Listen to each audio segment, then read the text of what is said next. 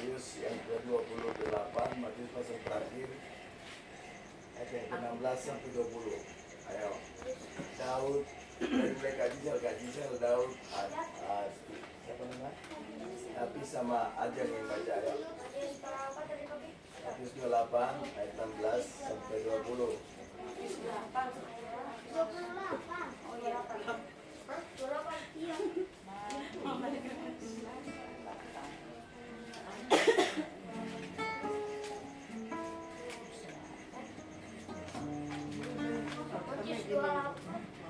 Bisa baca kan dulu bisa 16 sampai 20.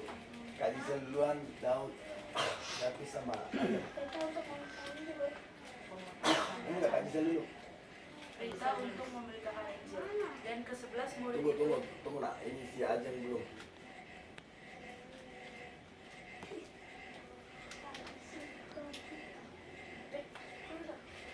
Soalnya saya terakhir. Ya. Daud kemana tuh? Dan ke sini. Tunggu lah.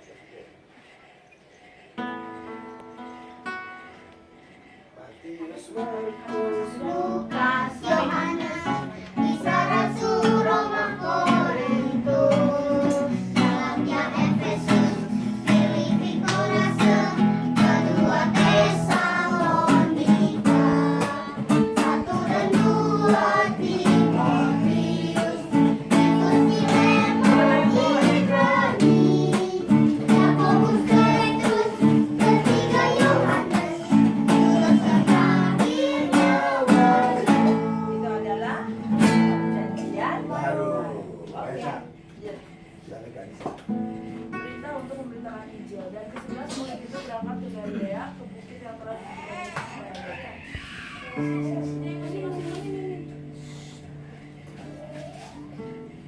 Ketika melihat dia, mereka menyembahnya karena itu beberapa orang lalu. Yesus menjelaskan telah diberikan kuasa di surga yang bumi. Ajeng. Karena itu pergilah, jadikanlah semua bangsa Amalin 20 ayat 20. dan ajarlah mereka melakukan segala sesuatu yang telah diperintahkan Ulang. kepadanya. Baptisnya kalau lewat ulang dari awal. Karena itu Karena itu pergilah, jadikanlah semua bangsa dan baptislah mereka dalam nama Bapa, Anak, dan Roh Kudus. Dan ajarlah mereka melakukan segala sesuatu yang telah kuperintahkan kepadamu, dan ketahuilah aku mengetahui kamu senantiasa sampai pada akhir zaman. oke. Jadi Alkitab mengajarkan kita dikatakan tentang perintah. Katakan sama-sama, perintah. Perintah. Apa yang diperintahkan kepada kita? Yesus Kristus berkata untuk kita memberitakan Injil. Katakan, saya diperintahkan Saya diperintahkan untuk memberitakan Injil. memberitakan Injil. Seberapa pentingkah Injil itu? Betul nggak? Maka ada pertanyaan, kenapa harus diberitakan Injil? Bahkan bukan hanya diberitakan, tapi itu kata dasarnya perintah.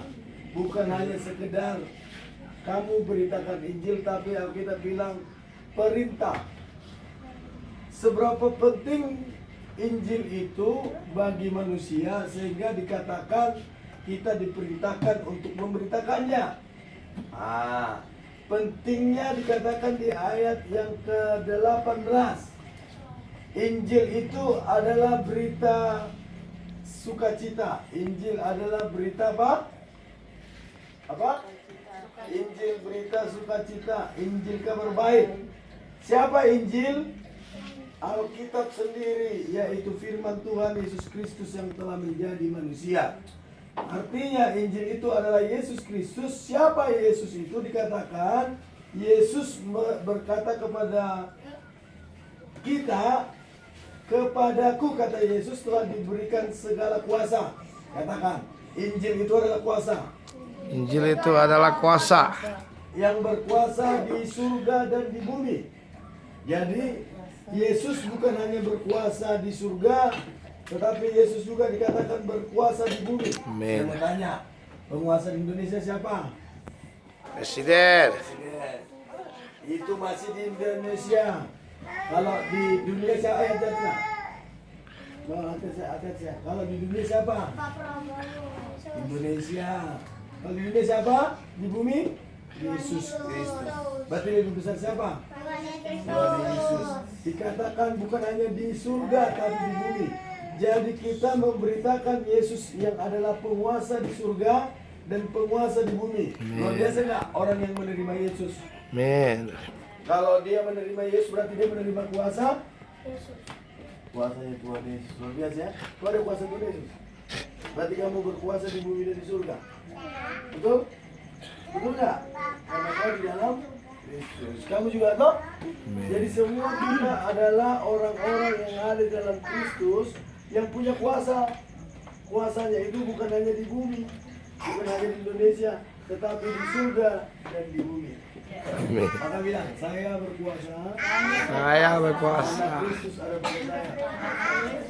Yesus yang berkata, dialah penguasa di bumi. Yes. Dia juga yang penguasa di surga. Amin. Jadi kalau Yesus di dalam aku juga ada di dalam kuasa itu. Amin. Amin. Jadi setiap anak-anak Tuhan, makanya iblis gak berani sama anak-anak Tuhan. Iblis itu takut sama anak-anak Tuhan. Kenapa? Karena ada Yesus di dalam diri kita. Maka kalau ada Tuhan Yesus yang pertama, hargailah dia di dalam dirimu. Jangan lagi sembarangan hidup. Jangan sembarangan berkata-kata, ngomong, maki-maki orang. Kalian sekolah pernah nggak dengar temannya ngibul apa? Membuli. Bully.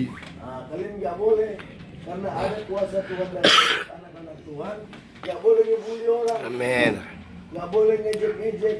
Amin. Nggak boleh kata-kata kotor. Amin. Kenapa? Karena Yesus ada di dalam kita, hargai.